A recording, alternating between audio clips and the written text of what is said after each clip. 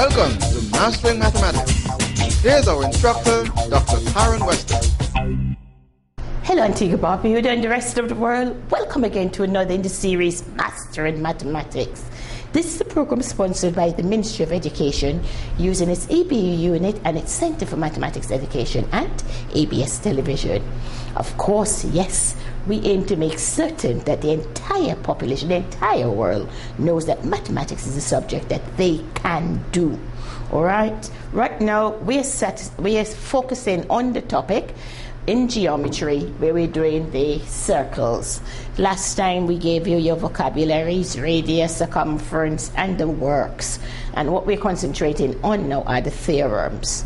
We told you already that the angle at the center of a circle, that would be twice the angle at the circumference. We told you already that the angle in a semicircle, that it adds up to a 90 degree.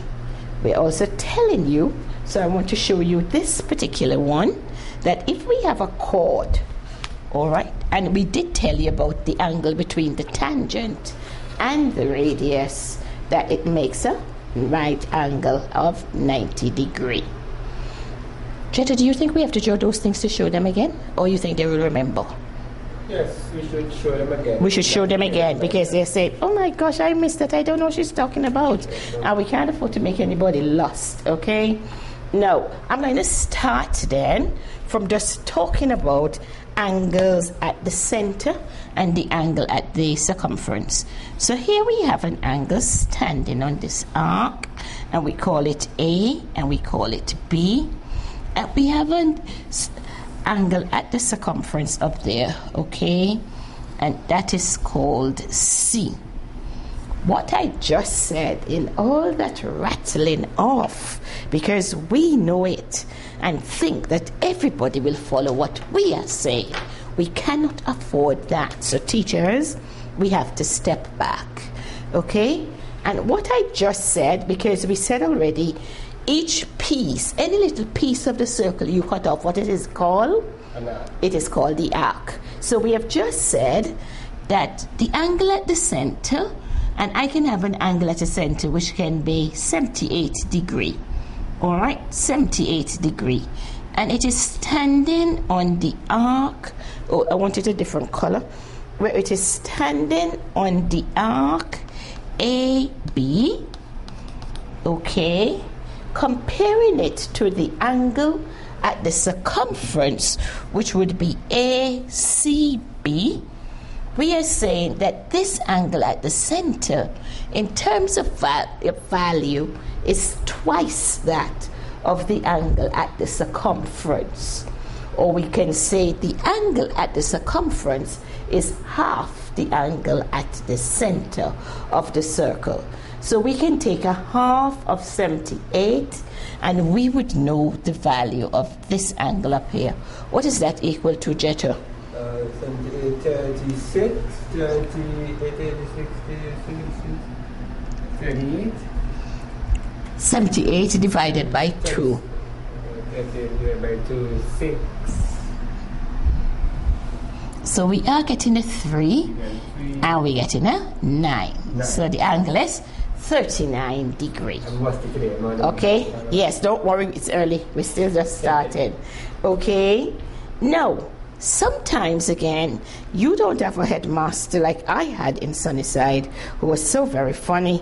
And I don't think they took the time first to give us the different parts of the circle. So that when he was saying standing on the same arc, he really had to jump up on the table to show me this. But I can now tell you today that standing on the same arc really means that that line that we'd have drawn to complete any triangle would be called the base of the triangle, okay? So, and again, you can look and see where you can put on boots on the feet right here. And that is what they're doing, standing on that same arc, okay? I made the point that the angles do not always have to be right overhead, okay? We can have it coming like this too. We can have that, and we can have that. And because they're standing on the same arc, and we have an angle at the center, if I call this D, the value of D would still be equal to what, Jetta? 39. 39, because again, the angle at the circumference is half the value of the angle at the center, 39 degree. Okay, now out of this we can get another theorem that if we are not focusing on the center at the angle at the center, we are actually saying, because if I have a chord and I can call that chord AB, okay, that chord would have divided the circle into major and minor segment. Is that true? Yes. So that we can say these two angles are in the major segment. And what do we see happening here? Is that the angles standing on the same arc again and in the same segment of a circle, that they are equal. All right? So that again is a theorem that we made, that we must know. And don't wait for the exam to say, okay, that is when I'm going to cram them. Just take them along gently every time a part of you. Angles at the center, twice the angle at the circumference, or the angle at the circumference is half the angle at the center. Angles in the same segment, that they are equal. Now, based on this same theorem about angle being at the center, we can get this one dropping out, because we know already that if we have a chord passing through the center of the circle, Jetta, what is that chord called? The diameter, all right? And then it still represents a straight line. And what do we know about the angles on a straight line? Right, the angles on a straight line, they add up to 180 degree. And if we say that we have it at the center of the circle right now, because the complete revolution would have been equal to 360 degree, okay? So what are we saying? If I took a scissors and cut along this line, I would have half and half, okay? Just as if you have an orange. And what do we call each half of a circle? Semicircle. A semicircle. And I want to say to you that the theorem tells us that the angle in the semicircle is equal to 90 degrees. So it is a right angle. And sometimes you see it in this format like that, like a symbol. Okay? The angle in a semicircle is equal to 90 degrees. And it can be low down here too. It is still equal to 90 degrees. All right? The other thing we're talking about, we said, what did we say? If we have angles and they're on a circle, the same thing is going to happen, that at the other side, if this is a semicircle, the angle in this semicircle would be equal to 90 degrees. The angle in that semicircle would be equal to 90 degrees. Okay?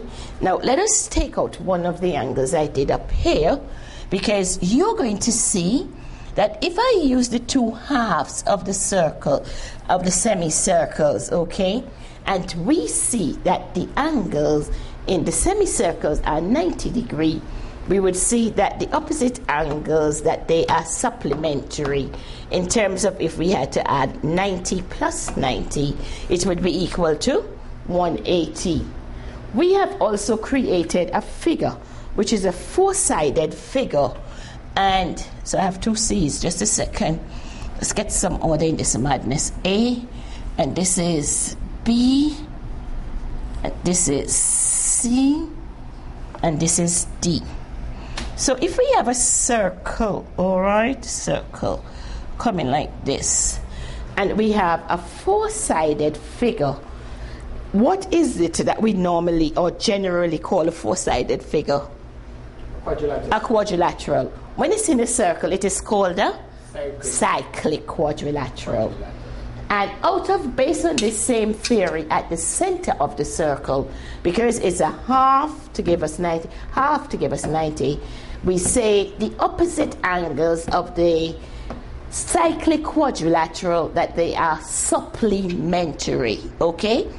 the opposite angles of the cyclic quadrilateral, the sum, that it is supplementary. So they add up to 180 degree.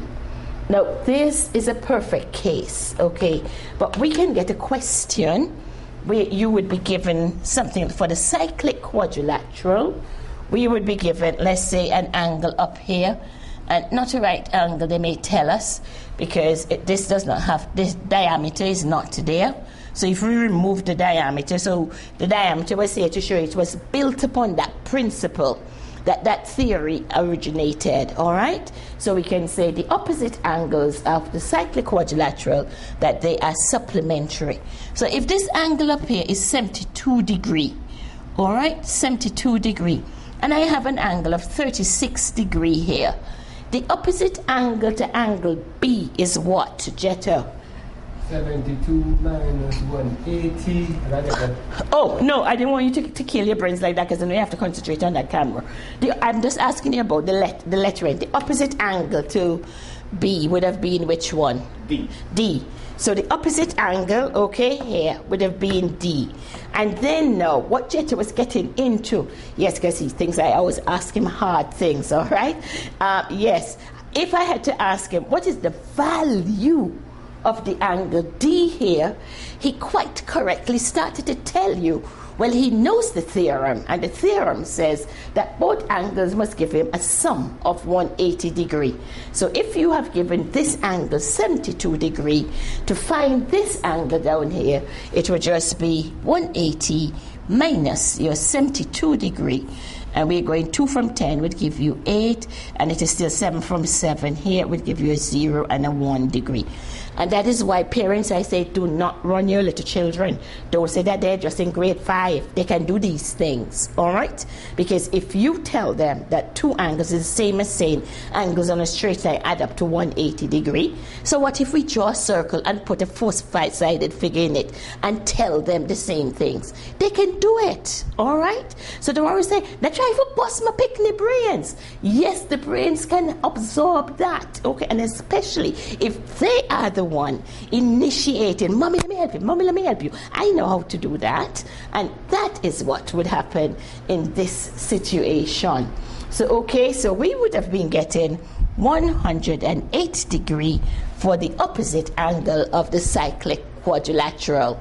Now it is time for us to take a break, because we have been wearing you out. But it is so fascinating to see how you can build from one theorem to the other. And teachers, when you get in that classroom, have fun. Let the children see. We're starting from the center of the circle from 2. You can erase things. You see the angles in the same segment. You can start bringing in again your cyclic quadrilateral. You see that.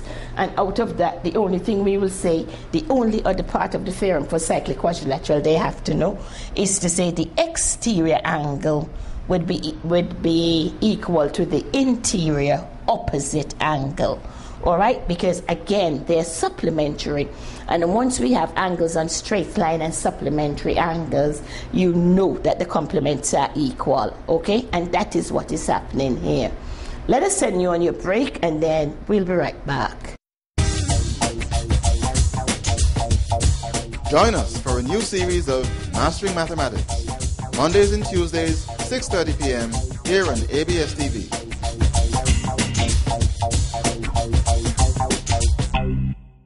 Okay, so you're back from your break, and we're here immediately. Now, my eyes just caught a picture here that Jetta has on the wall. It says, motivation is more effective with respectful communication. And again, it also says, positive behavior stems from fostering healthy relationship both on and off the field. Jetta, what is this man to this guy? The guy is a tutor, coach. He's a coach, and what? And then what else could he be? What sort of figure is he demonstrating here? He's a father figure. He's demonstrating a father figure. I had a disturbing thing yesterday where I was told by a parent while she was trying to help her little son to get in terms of what was to be done with the mathematics project, how teachers probably were just actually saying hands off. Teachers, I want you to understand the best that comes out of students comes from the home where parents are actively involved with their child's education. We are facilitators and do not push or reject parents' influence. It is so very important. Anyway, you find students doing extremely well in school, you check the home. Check the home and see what's going on there, all right? So don't give them this negative aspect. And especially for me in terms of mathematics with the projects, it's not what teachers say. It's creativity that's coming from the children. And if they're coming from their homes and with mommy and daddy and they have planned that this is what is going to be our project, because I still want it to be our, because that's what education is. I don't understand why poor people always feel and always thinking, Adam Mumadu, Adam Peer. That's what's done with the professionals too. That is how they prompt up their children. You'd always hear, oh, I'm going home now because I have to check over my children's homework. I see it in the university. I see it all over. So please, let us adapt. That is one of the cherry picking we can do. All right? In first world countries, it's the parents. It's not that the Korean children are brighter than anybody else, but the parents are over their little heads and backs and sending them to every corner. One of my students said that they're working 8 hours per day in school, but let me tell you something, they do 17 hours, all right? So for education, it's important. And if we can foster children and parents' relationship working together as a team, let us welcome it and stop being a divisive force, okay? And don't threaten the children and tell them what they're going to get 0 if they don't do what I say. Teachers, I haven't sent out anything to say this is what they must do. I want the creativity to come from the students. Let us see how they think they can use the mathematics knowledge that we are giving them. Notice I haven't been saying too much about the primary school students today because I know they're doing booster tests, so they would have been popped up already and they need a little time to relax. All right, give them still their little playing space. Yes, they must study for the exam, but yes, they must also have fun. Do not make a drudgery, do not turn them off, okay? So give them that space too. So we press on with our theorems. And I have done a summary here for you to say what I've said so far. We have said that the angle at the center is equal to 2 times the angle at circumference. We have also said that the angle at the circumference, another way of saying the same information, is that it is equal to half the angle at the center. We have told you that angle in a semicircle, that they're equal. An angle in a semicircle is equal to 90 degrees. That the angles in the same segment of a circle are equal, and that the opposite angles of a cyclic quadrilateral are supplementary. Okay, so for example, let us dwell a little on the cyclic quadrilateral, because just before the break I told you this one, but it was said very quickly, so I have to step back. And teacher reflection is important. Teacher reflection is important. You must be asking yourself all the time, did I make that point strong enough? Do I believe my students got it? Is that what I wanted to convey to them? All right? Always try to be the best you can at your job. And our God will give you the wisdom and the insight as to what to do. And I agree with you. It's not when you're in a staff room or sitting at a desk or somebody says, come and prepare your lessons, come. If it's not a part of your routine, while you're doing your little washing, while you're just cleaning the house, bam, here comes a nice, bright idea. Just stop. Yes, it's not Michael Jackson alone who in the middle of the night will be getting up. He wasn't going crazy, but that's how those things go. In academicity, you'd find that at times you're just there and you're thinking about a problem, thinking subconsciously, and suddenly, bam, here comes. Yes, that is what we're going to do. Okay? So, practice, practice, practice. And always, teachers, delve into yourself. Reflect. And you know, of course, I'm telling you, let the children have a mathematics journal so you can see when they wrote and said, today in class, this is what my teacher taught me. And you will see if one of the concepts or anything that they're writing is not in keeping with what you wanted them to take from the lesson. Here we go.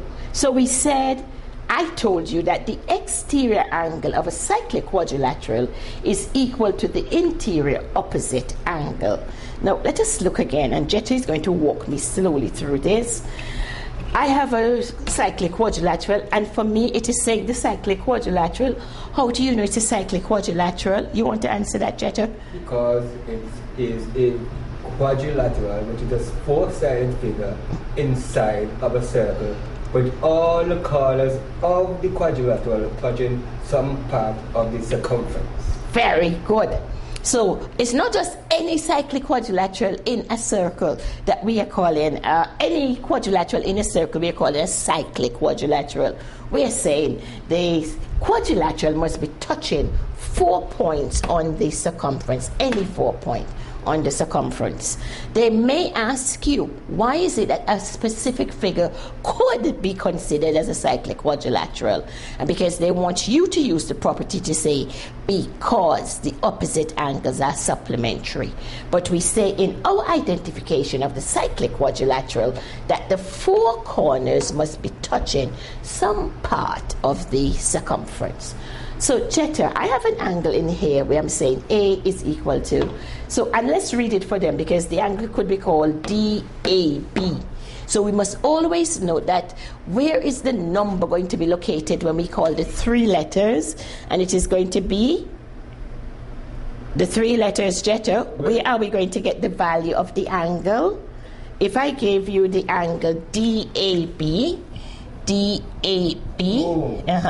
where would you expect to find the angle? At A. At A. So it's always the middle letter, okay? So if I gave you A, D, C, all right, so you expect at D. Define angle. Yes, define angle D, all right? And again, this is the symbol. You can have a circumference, a cedilla over the head. And again, this could be removed from here. They can write it in words or put this or put that like the less than sign, okay? And it means the angle. And angle DAB, it's still the middle letter that you're looking for. Now, I have angle A is equal to 80 degrees. What's the opposite angle to that? C. And C. So what would be the value of C? The value of C would be 180 minus 80. And what? 100 degrees. 100 degrees. So here, that would be equal to 100 degrees because you see 80 plus 100 will give us 180. So that makes them supplementary. That's right. Now, if I have D and it's equal to 70 degrees, and I have, which is the opposite angle to D? B. B. So if D is equal to 70 degrees, what would angle B be equal to? 110. It would be equal to 110 degrees because again we're taking, so you say, how did you get that? So it's the total had to be 180, so it's 180 minus 70, okay, and it is 0, it is 1, it is 1, okay, that's it. How you got 100 here from the 80? Again, 180 degrees minus 80, and again 0, 0, 1, and the degree, and that's our answer. Now, so these are all the interior angles. And I have said there's an exterior angle that we can call BCE. All right? Jetta, could we find the angle C? BCE. Yes, if it's a straight line. Mm-hmm. Right. So again, we use the properties that we know, and right away, Jetta is saying right away, this is an angle on a straight line. Isn't that true? These are 2 angles on a straight line. And what do we know about the sum of the angles on a straight line? Equal to 100. So again, they're supplementary and they add up to 180 degrees. So if the interior angle is equal to 100 degrees, what would the exterior angle be equal to? 80 degrees. 80 degrees. Okay, 80 degrees. So we get, this one don't want me to show you what I'm showing you.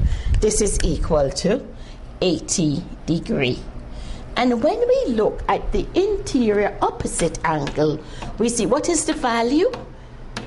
Oh. So you see the value again is 80 degrees. And that's the theorem. I'm sprouting at you to say the exterior angle is equal to the interior opposite angle. And it is so because of the property that supplementary comes into it, okay? So if I have this interior angle here, and it is 110, what would its exterior angle here be equal to? 70. It would be equal to 70 for the same reason again that they are angles on a straight line and they're supplementary. And then we see right away that this exterior angle is equal to the interior opposite angle.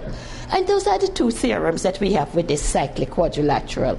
And that's not a lot to ask our students to know, but just let them have fun. So in your class, teachers, you would not be saying, turn in your books. You'd be telling them to construct two of these things for themselves and bring them to you, all right? Do not forget that we're not in any behaviorist mode anymore, okay? We can use some of its tenets, but we say that we are constructionists now. And so we want the students to get deep into themselves, to be critical thinkers, and to make certain we're not just giving them information and then they're rattling it off like some parrot for us, okay? We want them to construct questions that will go around that. You know, a lot of people would always be sending you books and saying so and so. We can construct our own textbooks. We can do our own lessons in terms of stuff because we have the fundamental information, which is the pivotal rule from which to pitch. So you know, I have given you quite a lot of theorems, and you're saying the ultimate test, Miss Weston, would be our examination papers. So guess what? Tomorrow, we will be working some of these, okay? And showing you from what we have been told so far that we can at least attack some of the examination questions that they're giving us. Because we are going to find one of the triangles that will be playing a pivotal role in the circle would be our isosceles triangle. Jetta, why is it that the isosceles triangle will be playing a pivotal role in questions in a circle? I would believe it's because two of the angles are equal. Why would we get two of the angles being equal? Because it's an isosceles triangle, and the theory of an isosceles triangle is that both the angles have two equal sides and two equal angles. Where would we be getting those two equal sides from? We always start from the center here, isn't it? So we'll be drawing out and we'll be drawing out. Yes, Right, okay. Right, okay. Right, exactly. Now, most of the time, the lines that we're using to construct our triangle in a circle, they're radii, all right? Because yes, one radius, two radii. So that's the plural we're using here. So don't say, right, no, we don't say radiuses. Maybe they may say it in the English, but you must not forget our Latin dominus, domini, dominum, domini, domino, domino, domini, domini, dominus, dominorum, dominis, dominis. Still remember. And you know, is that lady Miss Kelsick, you know? She could teach Latin. Yeah, I went to Sunnyside School and she was the Latin teacher. And they said, drop the subject because only Karen alone learning it. And I was so stupid. I should take up the book and go ahead continue doing it. Because I just love to say those Latin. Oh my God, Miss Kelsick is outside there still. She's a very good geography teacher too. And she used to open up her house in the Easter vacation for us to come and learn the extra thing. A very good lady. But she said, now Karen, you're a mathematician. I'm everything really. That is the truth. But I just stuck with mathematics because that was the one that was most prominent, okay? But you push my button and I can do everything except maybe chemistry and physics because our textbook came too late. But now that I can't learn it, okay? Fine. Okay, so pull you back together because yes, and as a teacher you can feel, yes, my students were learning. And don't tell them be quiet when they're in a classroom like that, all right? Because that's the activity. They're going to ask that one, boy, what stupidness you do? Why you draw so? No, let me show you. Let them be the teachers. Let them be the teachers. And I congratulate those schools who have introduced this ingenuity that they're saying, okay, so you give us big classrooms, we'll make them small and divide up our sessions. And that is so very, very, very good because learning will take place. So I'm asking you now to cock your legs, just relax, go over the theorems again, come right back because tomorrow we are going to show you that you can start answering those questions on the examination paper. See you then. Join us next time for another in the series, Mastering Mathematics, a production of the Education Broadcasting Unit in the Ministry of Education and ABS TV.